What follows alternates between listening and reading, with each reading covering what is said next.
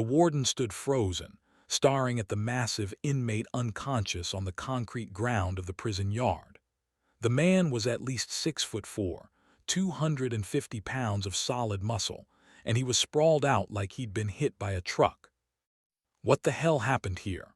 the warden demanded, looking around at the circle of inmates who'd suddenly gone very quiet. 5 minutes earlier, that same inmate had been standing, aggressive, challenging Mike Tyson in front of everyone. What happened in those 5 minutes would become one of the most talked-about moments in that prison's history. But before we get to that, if you're enjoying these Mike Tyson prison stories, we drop new videos every single day, so hit that subscribe button and don't miss out. Now, to understand how a routine afternoon in the prison yard turned into a moment that left the warden speechless and every inmate talking for weeks, we need to go back to the beginning. It was a Tuesday afternoon in 1993, about a year into Mike Tyson's sentence at the Indiana Youth Center. Mike had settled into prison life by this point. He'd established himself as someone who kept to himself, didn't cause problems, but also wouldn't be pushed around. Most inmates had figured out that leaving Mike alone was the smart play. The prison yard was the one place where inmates could get some fresh air, exercise, and relative freedom within the confines of the facility. It was surrounded by high walls topped with razor wire, with guard towers at each corner, but within that space, there was a basketball court, some weight equipment, and an open area where people could walk or run. Mike was in the yard that afternoon doing his usual routine. He'd jog for a while, do some shadow boxing, maybe some push-ups and sit-ups, just keeping his body active, maintaining the discipline that had been drilled into him since he was a kid training under Cus D'Amato. He was shadowboxing near the fence, working combinations, his movements still sharp despite being away from professional training for over a year. A few inmates watched from a distance, admiring the technique, the speed, the precision that had made him a champion. That's when Darius Cole noticed him. Darius was relatively new to the facility, having been transferred from another prison about 3 months earlier. He was 28 years old, stood 6'4", weighed about 250, and was built like he'd spent every day of his incarceration in the weight room. Arms like tree trunks, shoulders that barely fit through doorways, and a reputation for being aggressive, confrontational, and always looking for a way to prove he was the toughest guy in any room. Darius had heard about Mike Tyson being in the facility, but he dismissed it. So what if Mike was a famous boxer? That was on the outside. In here, fame meant nothing. Size and willingness to fight meant everything. And Darius, standing several inches taller and outweighing Mike by a significant margin, figured he could take the former champ. He started walking toward Mike, and his crew, 3 or 4 guys who followed him around, came with him. Other inmates noticed and started gravitating toward the area, sensing something was about to happen. Mike saw them coming but didn't stop his workout. He'd dealt with guys like this before. Usually, they just wanted to talk, maybe get some attention by association with someone famous. But something in Darius's body language told Mike this wasn't going to be a friendly interaction. Darius stopped about 10 feet from Mike, arms crossed, smirking. "Yo, shorty, you think you're tough?" Mike stopped shadowboxing and looked at Darius, then went back to his workout without responding. "I'm talking to you, Tyson," Darius said louder, making sure everyone could hear. "You think because you were a champion on the outside that you're special in here." Mike still didn't respond, just kept moving, kept working.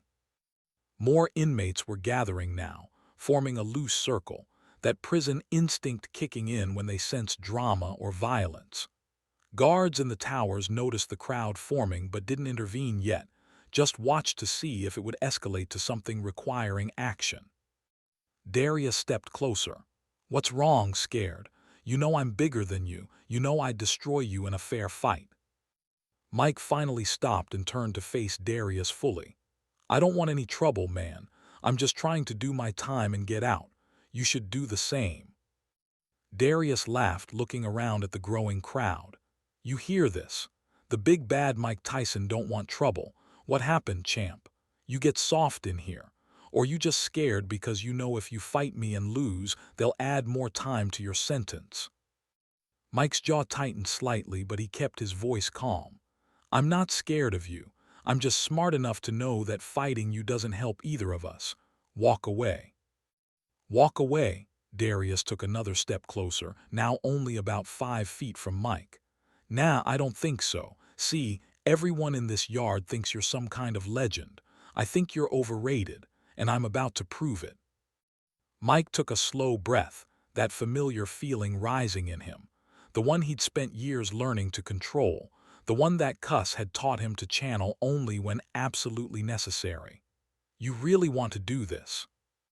Yeah, I really want to do this, Darius said, and he reached out to shove Mike's shoulder. What are you gonna? He didn't finish the sentence. Mike's right hand shot out faster than anyone watching could fully process. It connected with Darius's jaw with a crack that echoed across the yard. Darius's eyes rolled back immediately. His knees buckled. His massive frame, all 250 pounds of it, dropped straight down to the concrete like a building being demolished. He was unconscious before he hit the ground. The yard went completely silent. The only sound was Darius's body hitting the concrete with a heavy thud. Mike stood there, fists still clenched, looking down at Darius, then slowly looked up at the crowd that had formed around them. His expression was calm, almost bored. Anyone else? Mike asked, his voice carrying across the silent yard. Nobody moved. Nobody spoke. Even Darius's crew, the guys who'd walked over with him acting tough, they all took a step back, hands up slightly, making it clear they wanted no part of whatever had just happened. Mike looked around the circle one more time, making eye contact with several inmates, making sure the message was received. Then he went back to his shadowboxing, as if nothing had happened, as if there wasn't a 6'4" man lying unconscious 10 feet away. That's when the guards reacted. Whistles blew, radios crackled. Guards came running from different parts of the yard, batons out, ready for a full-scale riot. And right behind them came Warden Richard Morrison, a man in his 50s who'd run the facility for over a decade and thought he'd seen everything prison had to offer. Morrison pushed through the crowd of inmates and stopped dead when he saw Darius on the ground. His eyes went from the unconscious man to Mike, who was calmly continuing his workout, to the dozens of inmates standing in a circle, all of them suddenly very interested in looking anywhere except at the warden. What the hell happened here? Morrison demanded, his voice sharp with authority and confusion. Nobody answered at first. The inmates looked at each other, at the ground, at the walls, anywhere but at the warden or Mike. I asked a question, Morrison said, stepping closer to the circle. Someone better start talking, or everyone here is going to segregation. Mike stopped shadowboxing and turned to face the warden, his expression neutral, relaxed. He was running, Warden. Got a little too excited, moving too fast. He tripped over his own feet and fell. Hit his head pretty hard on the way down. Morrison stared at Mike, not buying it for a second. He tripped. Yeah, Mike said, nodding seriously. He was really excited about something. Running around, not watching where he was going. Happens. Morrison looked at the other inmates. Is that what happened? There was a pause, and then one of the inmates nodded. Yeah, Warden, he was running, lost his balance. Another inmate chimed in, tripped over his own feet. We tried to warn him to slow down. A third inmate added, yeah, he just went down hard, bad fall. Morrison looked from face to face, and he could see it. The fear, the respect, the unspoken agreement that nobody was going to say what actually happened. Not because they were protecting Mike out of friendship, but because they just watched Mike Tyson drop a man 6 inches taller and 50 pounds heavier with a single punch, and the last thing anyone wanted was to make an enemy of him.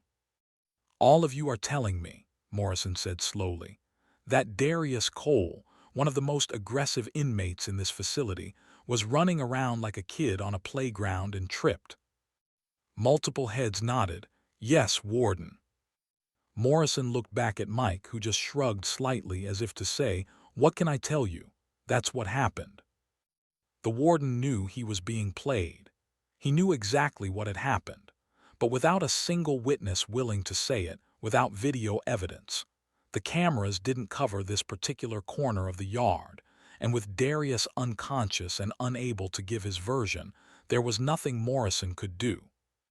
"Get the medical team out here," Morrison ordered one of the guards, "and clear this yard. Everyone back to your cells, now." Inmates started dispersing quickly, no complaints, no resistance. As they walked past Mike, several of them gave him small nods, not friendly exactly, but acknowledgement, respect, understanding that the pecking order had just been reinforced. Mike started walking toward the exit with everyone else, but Morrison stopped him. "Tyson, a word." Mike turned and walked over to the warden, his demeanor still calm, still relaxed. Morrison lowered his voice so only Mike could hear. "I know what happened here. I know you hit him. And I know every single one of these inmates just lied to my face to protect you." "I don't know what you're talking about, Warden," Mike said evenly. "The man tripped. Everyone saw it."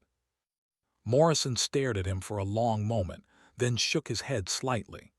"You're either the luckiest man in this prison, or you've figured out how to survive in here better than anyone I've ever seen. Maybe both." "I'm just trying to do my time, Warden. Stay out of trouble." "Stay out of trouble," Morrison repeated, a hint of dark humor in his voice. "Right. Go back to your cell, Tyson. We'll talk more later." Mike nodded and walked away, leaving Morrison standing in the yard, watching as medical personnel loaded an unconscious Darius onto a stretcher. Later that evening, word spread through the entire prison about what had happened in the yard. The story got bigger with each retelling. Some versions had Mike knocking out 3 guys. Others had him fighting off a gang.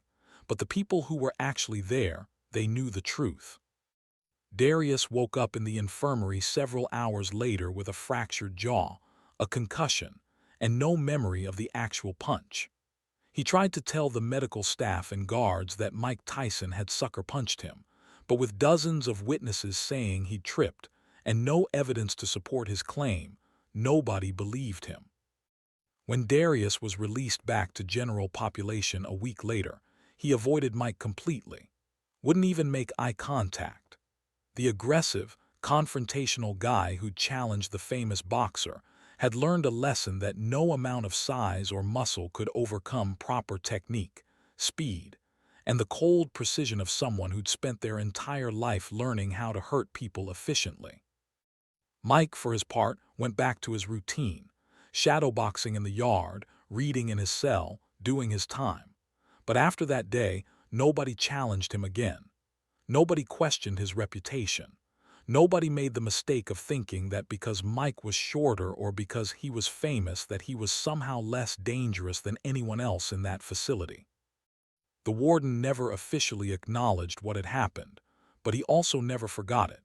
In his decades running prisons, he'd seen countless fights, countless displays of violence, but he'd never seen someone handle a situation quite like Mike Tyson had that day, avoiding conflict until it was unavoidable, ending it in seconds when it became necessary, and somehow getting every witness to lie on his behalf.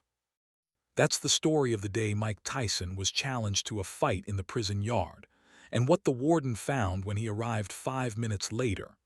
Not a riot, not a brawl, just one very large inmate unconscious on the ground and a legend reinforced. Mike Tyson didn't survive 6 years in prison by being the toughest guy in every fight. He survived by being smart, by choosing his battles, by showing restraint when possible and overwhelming force when necessary, and by earning the kind of respect that made dozens of men willing to lie to authority figures rather than betray him.